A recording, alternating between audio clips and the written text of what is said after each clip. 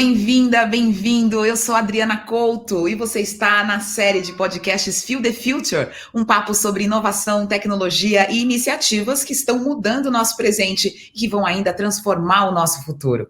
Nós convidamos para essas conversas pessoas que têm um olhar diferente e iniciativas inovadoras para o mundo em diversas áreas. Já falamos aqui sobre os carros elétricos e o futuro da mobilidade no primeiro programa da série. Conversamos sobre o dinheiro do futuro e educação financeira. E hoje o papo é sobre a comida do futuro. Será que em 2050 ou 2070 as pessoas vão comer o mesmo que a gente come hoje? Faça aí um exercício de imaginação. O que você imagina que as pessoas vão comer em 2050, 2070? A série de podcasts Feel the Future é uma iniciativa da Audi do Brasil em parceria de produção com o Estúdio Folha. Como alimentar um mundo com cada vez mais gente e com menos recursos? As projeções indicam que seremos quase 9 bilhões no planeta em 2030. A Agência da ONU para Alimentação e Agricultura calcula que a demanda por comida aumentará 70% até 2050. E aí, o que a gente vai comer no futuro? O que a sociedade, o que a população da Terra vai comer no futuro? As opções vão desde carne produzida em laboratório até o consumo maior de insetos e compostos nutritivos que substituem as refeições. Você está pronto para comer um ovo que não teve a participação de uma galinha? E para conversar com a gente sobre comida do futuro, nós convidamos o chefe Alex Atala. Atala, bem-vindo ao podcast Feel the Future. Que bom estar com você. Bom estar com vocês. Obrigado, Audi. Obrigado, a Folha. Obrigado a você, Adriana. Que legal. Alex Atala, que sempre privilegiou na sua cozinha ingredientes brasileiros cultivados pelo pequeno agricultor, além de produtos regionais também. Com essa filosofia, o chefe é um dos pioneiros no conceito de gastronomia sustentável no Brasil. Então, a gente está bem feliz ele estar aqui hoje. Atala, eu queria começar com você pensando primeiro nessas duas palavrinhas juntas: comida e futuro. Comida, futuro, só falta mais uma palavrinha: o homem. Claro. A gente tem que entender isso. Talvez, eu vou contar uma história rápida aqui. A minha profissão mudou muito nos últimos 20 anos. Nós tínhamos segredos, chefes tinham segredos. Hoje não tem mais. Por quê? Porque aconteceu isso que nós estamos vendo hoje. A internet, a comunicação online gratuita. Isso muda profundamente a minha relação com a minha receita, com a minha equipe, com o meu cliente. Se nós tínhamos segredos, era para trazer mais gente para o restaurante. Hoje nós fazemos o contrário. Hoje nós divulgamos qualquer nova ideia, qualquer novo ingrediente, qualquer nova possibilidade, porque mais gente vê, mais gente vem. Então, vamos imaginar o seguinte, que as redes sociais mudaram profundamente a nossa profissão. Aí eu pergunto para você, ou para vocês, qual é a rede social mais importante do mundo? E cada um vai ter uma ideia, um nome, uma coisa, e eu vou falar, tá errado. O que conecta 7 bilhões, 8 bilhões, 9 bilhões em 2030 é a comida. A maior rede social do mundo, a maior rede de conexão humana na Terra chama o alimento. Claro. Você costuma dizer, inclusive, que comer não é só se alimentar, né? Seria incrível se fosse só alimentar. Eu acho que a comida ganha outro viés na cultura humana a partir do momento que ela é um ato político, ela é um ato econômico, ela é um ato de conciliação e, infelizmente, até de divisão. Entender o ato comer, comprar e cozinhar é fundamental. Ato político, econômico, social e cultural, quando a gente está escolhendo algo, e aí eu estou pensando no morador da grande cidade, no supermercado, escolher algo na prateleira envolve muitas questões, né? Sem dúvida. Quando você fala de comida do futuro, eu acredito no ser humano. Eu acredito no indivíduo, mais que tudo. E eu acredito que as pessoas levantam de manhã, ou eu quero acreditar que as pessoas levantam de manhã para fazer o bem. Então, eu acho que a comida do futuro, na verdade, não é mudar as pessoas, não é ensinar novas receitas, não é A comida do futuro é só pedir para que você cozinhe, coma, compre ou sirva o que está de acordo com a sua ética pessoal. Se nós tivermos coerência entre essas ações ligadas ao alimento e os nossos valores éticos, eu acho que o grande problema do mundo está resolvido. Uma dos maiores paradoxos, sem dúvidas, das últimas décadas e para as próximas décadas, será a nossa relação com o alimento. E, de alguma forma, eu sou bastante otimista por acreditar no valor do indivíduo e na possibilidade de mudança, na consciência de mudança. Pois é, a gente precisa realmente ter essa consciência para mudar, principalmente e pensando também nessa população crescendo, no ritmo que vem crescendo. Essa filosofia, esse conceito que você falou, se torna ainda mais emblemático e é preciso pensar nele, né? Sem dúvida. Eu acho que quando a gente fala de uso de recursos naturais, entre eles o alimento, é importante a gente imaginar que ele está ligado aos recursos naturais. A gente tem que pensar em racionalidade. E para pensar em racionalidade, a gente vai em uso racional, vamos dizer melhor, eu tenho que pensar em valores. Não vai dar para alimentar todo mundo da forma que a gente vem produzindo alimento e cozinhando e se relacionando com o alimento. Então, todo mundo sabe hoje que 30% do alimento produzido no mundo é desperdiçado no pré-consumo da fonte produtora até o mercado. E em casa? Quem nunca deixou um pãozinho estragar? Quem nunca deixou uma fruta mofar ou esqueceu na geladeira? Essas são atitudes que vão ter que ser revistas no futuro próximo. A relação com o alimento precisa ser revista. O valor que nós damos ao alimento vai precisar passar por uma revisão. A gente não escapa disso. E essas atitudes não são só relacionadas no momento do pré-consumo ao mercado, mas efetivamente no dia a dia, em pequenas mudanças de cada um de nós, na valorização do alimento na sua totalidade, no consumo da sua totalidade e nas novas formas ou maneiras de comer o mesmo alimento. Pois é, você estava falando sobre a gente pensar nessa forma mais ampla, e dentro do seu trabalho, a gente enxerga essa preocupação dessa valorização da cadeia produtiva, do local, do produtor, do regional, do artesanal. Como tudo isso se encaixa dentro do que você está falando? Eu acho que de várias maneiras, né? Vamos pensar primeiro que o Brasil talvez seja dono de uma das maiores biodiversidades do mundo. Quando a gente fala em biodiversidade, talvez a gente tenha que falar de ingredientes que não estão no mercado. Vamos falar das punks, das plantas alimentícias não convencionais, podemos falar de frutas do Cerrado ou da Amazônia ou dos Pampas que a gente não conhece. Mas talvez isso soe um pouco longe ou etéreo ou distante do nosso cotidiano. Então eu vou usar um exemplo próximo, principalmente de nós urbanos, do que é biodiversidade. Eu vou falar de vinhos. Há 20, 30 anos atrás, nós bebíamos poucos vinhos de poucos lugares do mundo. Ele custava até mais caro. Hoje ele tem um preço melhor. A gente bebe vinho do mundo inteiro, da África, da América do Sul, da Austrália. Bebemos vinhos de lugares que a gente nem pensava que produziam vinho, como o México ou o Chile. O México ou o Japão, desculpa.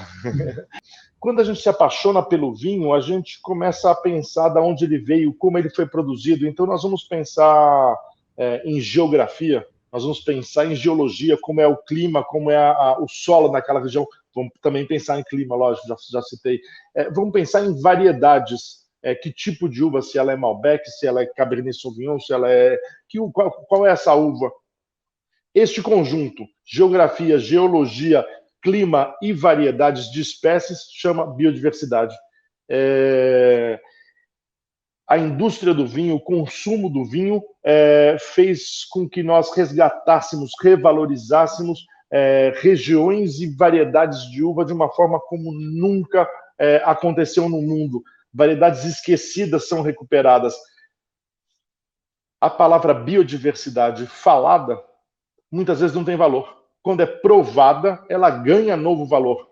Ela tem um valor percebido de outra maneira.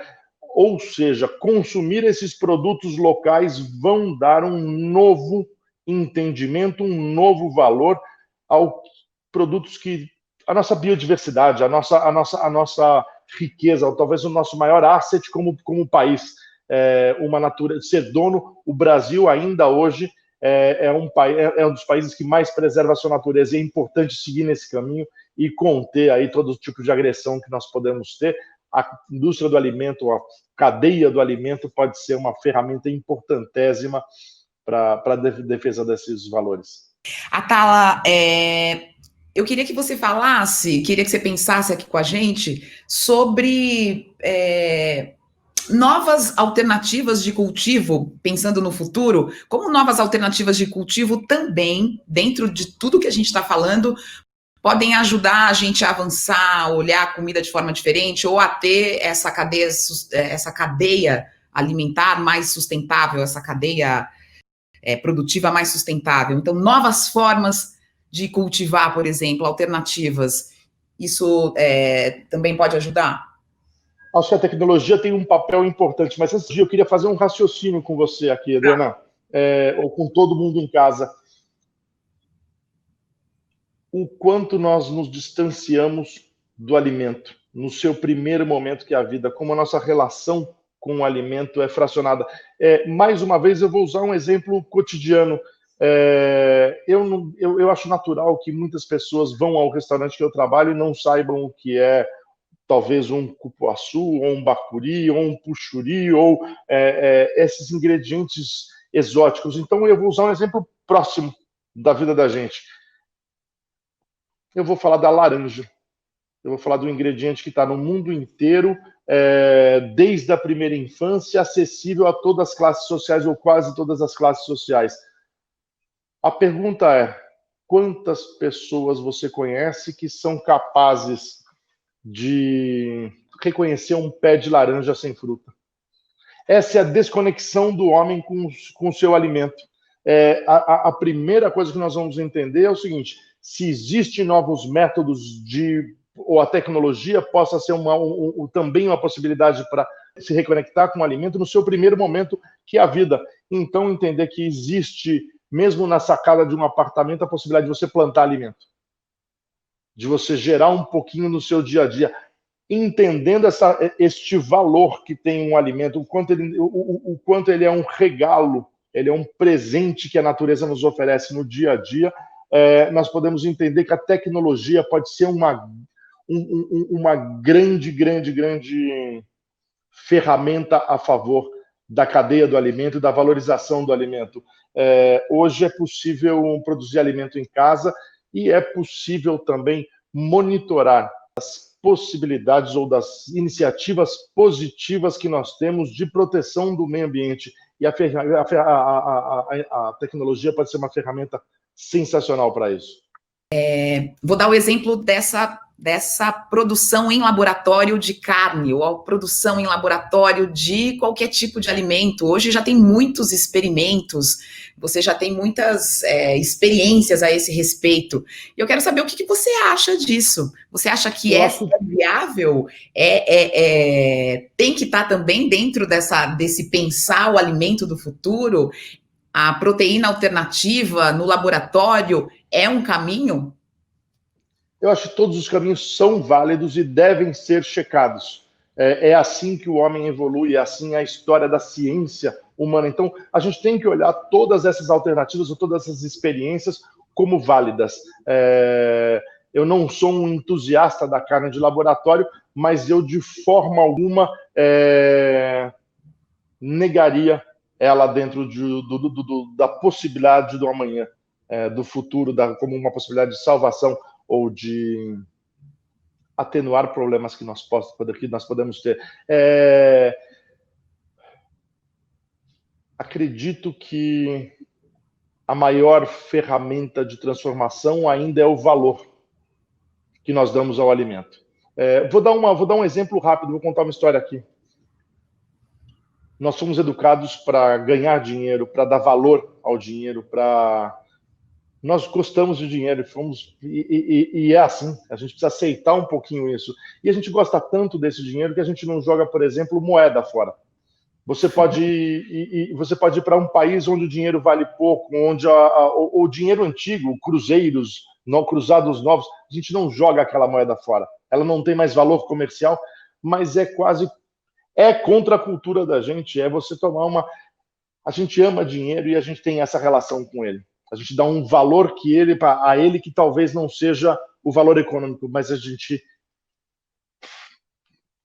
tem. Por que a gente joga comida fora? Se muitas vezes a comida que eu jogo fora vale muito mais do que aquela moeda que eu não jogo fora. Eu, de verdade, acredito que esta relação do homem com o alimento seja talvez a maior, a mais barata, a mais acessível forma de transformação da cozinha do amanhã. As carnes de laboratório, as possibilidades que a ciência nos traz são muito bem-vindas e eu volto a repetir, a gente tem que olhar ela com bons olhos. Mas eu acredito que pequenas mudanças no dia a dia de cada um de nós vão ter um impacto enorme, muito maior do que a gente imagina. Por falar em mudanças, a gente também ouve falar sobre os insetos, que os insetos vão fazer parte da dieta do futuro. Já fazem parte do seu cardápio, né? Mas a gente ouve falar que ele vai fazer parte, que os insetos vão fazer parte da dieta do futuro. Temos aqui alguns dados, na verdade, eles já são uma realidade em diversas culturas. Tem uma estimativa que pelo menos 2 bilhões de pessoas comam insetos regularmente no mundo, principalmente na Ásia, na Oceania. Isso porque faz parte da cultura. E aí também Exato. Tem a questão que são ricos em proteína, causam um pouco impacto ao meio ambiente. Será que essa cultura de comer insetos pode se espalhar? Estamos pensando alternativas, estamos pensando no futuro. Eu com as minhas coisas para contar, para falar. A primeira coisa, o Brasil come mais insetos do que a gente imagina. Olha. O interior de São Paulo, nós temos as tanajuras, os içás, que exatamente essa época do ano saem voando. Ou seja, ela não é tão distante da gente quanto a gente imagina. O inseto sem dúvida, e para ninguém ter dúvida, o inseto é, sem dúvida, a proteína mais barata e mais amiga do meio ambiente. Quando a gente pensar numa proteína do futuro, sem dúvida, nós precisamos olhar o inseto de uma outra forma. Sem dúvida, nós também temos um bloqueio com comer insetos. Por quê? Porque, culturalmente, comer insetos está ligado, para nós, a momentos de fome, de miséria, de tristeza, de penúria.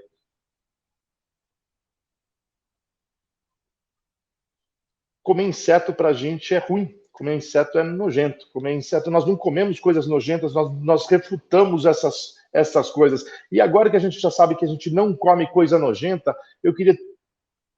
O que é mel? Mel é uma secreção, é uma regurgitada de um inseto, e nós comemos isso de forma deliciosa. Fato que é delicioso, mas isto nos foi introduzido desde a primeira infância, então não nos parece nojento comer vômito de abelha. Vou falar desculpa falar assim, Adriana, mas às vezes a gente tem que ser um pouco cru para conseguir passar a mensagem. O que eu quero dizer para vocês é o seguinte, que novos hábitos podem ser incorporados nas nossas dietas. Vamos usar um exemplo. Nos anos 90, nossas crianças eram super impactadas, não que deixaram de ser, pela indústria do fast food. Hoje as crianças preferem sushi a fast food. E quando eu era criança, comer sushi era uma coisa tão nojenta quanto comer inseto. A capacidade de adaptação humana e a introdução de novos sabores ou ingredientes na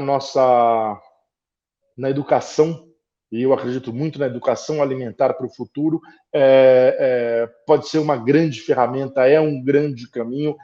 As crianças são o futuro e o que elas comem vai fazer parte disso. Claro. E como você é um contador de história, eu vou pedir que você relembre como é que era a história de você, quando você começou a servir formiga no seu restaurante. Como é que as pessoas lidaram com isso? E queria que você contasse um pouco da origem desse ingrediente e onde foi que você foi pesquisar e como foi que você descobriu. É uma história que eu já ouvi algumas vezes você contar, mas eu acho muito, sempre muito inspirador. Comecei a usar formiga no restaurante há mais de 10 anos atrás. Eu fiquei muito feliz porque logo comecei a usar e mostrei para outros chefes do mundo. E um grande jornalista, um crítico gastronômico importante, falou que aquilo era um passo avante, era como trazer para pintores uma nova cor. Porque até então, restaurantes como os meus ou dos meus pares, dos meus amigos chefes, não usavam insetos, usavam mel, mas não usavam insetos. Então, esse foi um prato que ganhou muita repercussão, ou um ingrediente que ganhou muita repercussão dentro do restaurante e no mundo. Quando as pessoas vão ao Dom ou iam ao Dom para comer e recebiam uma formiga, no começo, principalmente, se assustavam. Mas existe um elo de confiança entre o cozinheiro e o seu cliente, seja ele a mãe e o filho, seja ele um profissional e um cliente consumidor. E neste elo de confiança existe uma coisa que chama delícia. E desde que seja delicioso, o seu cliente aceita. Ele quebra esse bloqueio mental para começar a experimentar. Então, foi mais fácil, as pessoas imaginam, já que comer aquela formiga que eu trabalho, ela é deliciosa. Então, você tinha uma surpresa positiva, as pessoas comerem, quase como ir numa montanha-russa, terem medo, colocarem na boca e depois saírem felizes. É uma ótima sensação essa. Voltando um pouco ao universo dos insetos, eu sou completamente favorável a essa possibilidade na indústria de alimentação. Eu acho que os insetos são uma forma assim de trazer para a proteína de alta qualidade para uma grande parte da população que não tem acesso, mas também para quem tem acesso, porque eu não posso dizer que comer inseto é legal para quem não tem dinheiro. Isso não seria, eu não gosto dessa expressão. Eu quero mostrar para essas pessoas que eu como inseto porque é delicioso, e porque é delicioso eles vão querer comer. Eu não acredito nessa possibilidade de que a gente tem que esconder que é inseto, a gente tem que dar para quem não tem nada para comer. Eu acho que é exatamente o contrário. Eu acho que comer inseto vai ser incrível o dia que, além de delicioso, ele for sexy. Que as pessoas desejem isso. A sua inspiração na utilização de insetos também tem uma relação com a sua pesquisa da cultura indígena também ou não? Sim, sem dúvida. Eu aprendi a comer essa formiga com uma índia baré. Ela chama Dona Brasi, ela é lá de São Gabriel das Cachoeiras. Há muitos anos atrás eu fui apresentado a ela. Ela ainda não tinha um restaurante, ela tinha uma barraquinha de comida na feira de São Gabriel das Cachoeiras. E eu cheguei lá e ela me deu um potezinho com tucupi preto, um molho bem escuro, cheio de formiga, e me deu para provar. Ela estava super envaidecida porque eu ia experimentar a comida dela. E eu vi aquele bando de formiga, e natural que a gente fica um pouco conflitado, tem uma sensação de estranheza, mas eu peguei uma colher e fui no cantinho assim, peguei só o tucupi preto, experimentei, e um sabor de capim-santo, de gengibre, sabores que não fazem parte daquele ambiente amazônico, tomou conta da minha boca. Eu perguntei para ela, falei, nossa, mas que delicioso, que erva a senhora botou? Ela falou, formiga. Falei, sim, dona Brasa, dá para ver que tem uma série de formigas, mas tem uma elegância, tem um frescor. Ela falou, formiga. E eu tentei reperguntar e ela falou, experimenta a formiga. A hora que eu comi a formiga, aquilo explodiu na minha boca. Eu tive nesse momento um insight, lógico, de usar no restaurante, mas eu quis voltar a São Gabriel, levar capim-santo, levar gengibre e fazer a mesma coisa para dona Brasa. E fiz. volto depois de alguns meses com o meu capim-santo, com o meu gengibre, faço exatamente o mesmo molho tucupi preto para ela, sirvo na mesma cuia para ela, dou para ela provar, ela super curiosa, prova e faz uma cara instantânea de decepção. E eu perguntei para a dona Brasa, a senhora não gostou? Ela olhou para mim e falou, tem gosto de formiga. Daí a gente tem que entender o que é a expectativa que a gente gera e que as pessoas compreendem de um momento. A interpretação cultural daquele sabor ali eu entendi que a minha cultura via de uma forma e a dela via de outra. Entender essas diferenças, entender essa visão do alimento com essas camadas culturais, ela é super importante para que a gente também consiga chegar num amanhã mais equitável, mais equilibrado, mais harmônico, mais sustentável. Ouvindo as suas histórias saborosas, eu fico pensando que vai ser muito sem graça no futuro se a gente comer aquelas pílulas de astronauta, né? Como o pessoal achava nos anos 80, anos 70. Eu de verdade acho que, assim, para entender o futuro, a gente tem que olhar o passado. Nos anos 70, nos anos 80, a gente achava realmente que a comida do futuro seria pílulas de astronauta. Isso não aconteceu. Isso não acontecerá. Acho que o que vai acontecer é só essas novas maneiras de comer, cozinhar e principalmente de dar valor. Talvez eu acredito que num futuro as partes que hoje a gente dá menos valor de um frango, de uma fruta, ou até o próprio inseto devem ganhar outro valor, outro desejo humano. Partes ou pedaços de menor valor devem ganhar maior valor, inspirado em outras culturas. Só para contar para você, Adri, por exemplo, o Brasil é um grande consumidor, o Brasil gosta muito de peito de frango. E, obviamente, o Brasil é um grande produtor de frango. O Brasil produz a maior parte dos frangos consumidos no Japão, grande parte do frango produzido na China, grande parte do mundo árabe é produzido aqui. E, obviamente, não tem peito de frango para todo mundo. Então, eles foram entender as diferentes demandas. E a China, por exemplo, compra quase todo o pé de frango produzido no Brasil. Porque nós comemos muito peito, coxa, mas nós deixamos sobrar pé. E, então,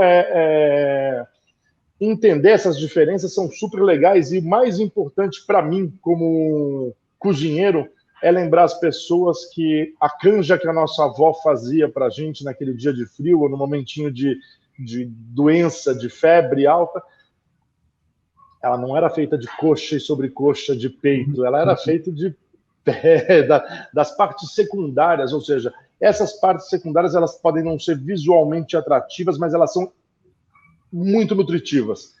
A gente tem que aprender a cozinhar, comer e respeitar esse animal na sua totalidade. E aí você me falando, eu lembro do meu avô mineiro, que ele gostava, as partes prediletas dele era o pescoço e o pé do frango. Então, quando te chegava o frango na mesa, tipo, não come nem o pescoço nem o pé, que é do vovô. E para mim vem esse lugar. Eu olho para pé e para pescoço, eu lembro do meu avô. Então, para mim também tem outro lugar, né? Eu ia falar isso. A gente tem esses registros culturais e eles fazem parte da vida da gente. A gente tem que só resgatá-los e trazê-los a presente. Para finalizar, tem muita gente voltando para a cozinha na pandemia, melhorando um pouco, talvez, né, essa relação com os alimentos, cozinhar, voltar para a cozinha, olhar para os alimentos, é uma forma também da gente se conscientizar um pouco de tudo que a gente falou, né, Alex? Eu acho que, sem dúvida, eu acho que ela humaniza essa relação, a gente começa a descobrir que cozinhar não é tão difícil, cozinhar é fácil, cozinhar é apaixonante, cozinhar é delicioso, cozinhar é político, é econômico, e produzir o alimento é uma nova possibilidade. Eu acho que produzir o alimento vai gerar uma outra compreensão, um outro respeito do que é um alface, um tomate. Vai fazer a gente olhar e se questionar qual é o tipo de proteína que nós queremos comer amanhã. Insetos, ou bois, ou frangos, ou peixes. Vai fazer a gente olhar e escolher sobre produtos e, sobretudo, novas formas de produção. Hoje nós vivemos um momento difícil para o Brasil, e é importante lembrar que o desmatamento acontece, a gente tem que tentar proteger. Para isso, duas coisas: entender que quem desmata não mata um animal, ele esteriliza um ecossistema. Ali é uma ferida que a natureza está tendo. Se ele é uma plantação verde, ele talvez seja um deserto verde. Toma muito cuidado com o que o seu olho aprecia, porque às vezes eu brinco e falo, pode ser bonito se não fosse trágico. Mas, por outro lado, a gente também tem que... Não é levantando bandeira contra o produtor rural, seja ele de larga escala ou de pequena escala, que a gente vai construir uma cozinha deliciosa. O mundo, a comida não pode ser construída em cima do ódio, tem que ser construída em cima do seu primeiro valor, que é a delícia. A gente trazer esses valores para a cozinha de cada dia é fundamental. E para encerrar, eu sempre peço para que as pessoas cozinhem. E na hora que você estiver cozinhando aquele ovo, você pensa de onde ele veio, o que você gostaria, como é que você sonha, como é que era os seus avós, como serão os nossos netos. Coloca a sua melhor energia naquele ovo e divide com alguém. A cozinha é mágica, é a maior conexão. A cozinha depois da fala, talvez seja a maior virtude do ser humano. Então, a comida é reentender o planeta, é reentender a sustentabilidade, é reentender a produção em escala e, sobretudo, os nossos valores de respeito. Alex Atala, nós conversamos com o chefe Alex Atala. Muito obrigada pela sua participação aqui no podcast Feel the Future, Atala. Obrigado, Adriana. Obrigado a todos por estarem aqui com a gente. Bom, nós vimos que a tecnologia ainda vai ajudar muito a resolver o problema alimentar de bilhões de pessoas no planeta, mas será que no futuro vamos ter que abrir mão do prazer de se reunir à mesa para uma boa refeição? Não, né? Eu acho que não. O chefe Atala também acha que não. Muito obrigada por nos acompanhar. Esta série de podcasts está conversando sobre iniciativas inovadoras em várias áreas. Em cada programa apresentamos um tema diferente, instigante, e vem ainda muito mais por aí. Muito, muito obrigada por nos acompanhar. Esta série de podcasts está conversando sobre iniciativas inovadoras em várias áreas. Em cada programa apresentamos um tema diferente e instigante, e vem muito mais por aí. Muito, muito obrigada por nos acompanhar. Esta série de podcasts é uma iniciativa da Audi do Brasil, em parceria de produção com o Estúdio Folha. Você pode ouvir todos os programas na sua plataforma de áudio preferida.